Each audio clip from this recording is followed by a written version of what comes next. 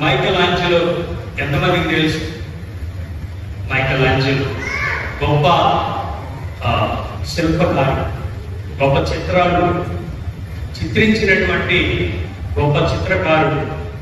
Vatican సిటీకి మనం రోమనగరం వెళ్తే పునీత పేతురు గారి యొక్క పెద్ద సెయింట్ పీటర్స్ కథీడ్రల్కి వెళ్తే ఆయన రచించినటువంటి, ఆయన చిత్రీకరించినటువంటి అనేకమైనటువంటి చిత్రాలు ఉన్నాయి.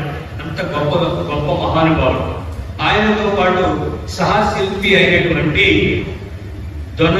దొనలెంతో అనేటువంటి సహకారి శిల్పకారుడు ఆయనకి ఒక పెద్ద తెల్లటి ఒక రాయినిచ్చాడు.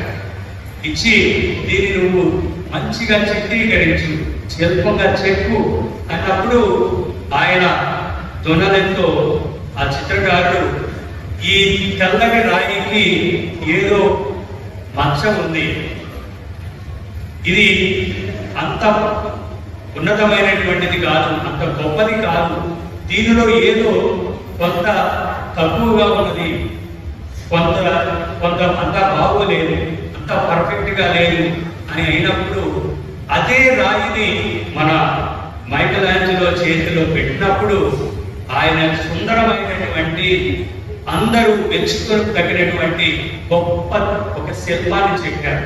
ఆ శిల్పమే దావీదు మహారాజు యొక్క శిల్పం. అది ఇప్పుడు రోమనగరంలో మన సెయింట్ పీటర్స్ బసిలికాలో ఉంది. ప్రియమైనటువంటి సహోదరులారా, మనం కూడా అంత పవిత్రులు కాదు, అంత మనలో అనేకమైనటువంటి స్వార్థం, అసూయ, గుళ్ళు, క్షమించరానటువంటి గుణాలు ఇంకా ఎన్నెన్నో ఉన్నాయి. మరి అటువంటి గుణాలు కలిగినటువంటి మనము మహాశిల్పి అయినటువంటి మన యేసే చేతిలో పెడితే ఆయన మళ్ళీ అతి సుందరమైనటువంటి వ్యక్తులుగా, అతి సుందరమైనటువంటి కుటుంబ సభ్యులుగా, అతి సుందరమైనటువంటి సమాజంగా, అతి సుందరమైనటువంటి కుటుంబ వ్యవస్థగా ఆయన తయారు చేస్తారు. కేవలం మనము ఆయన చేతిలో, మనము ఆయనకి మన జీవితాన్ని అర్పించాలి. Praise the Lord, praise the lord.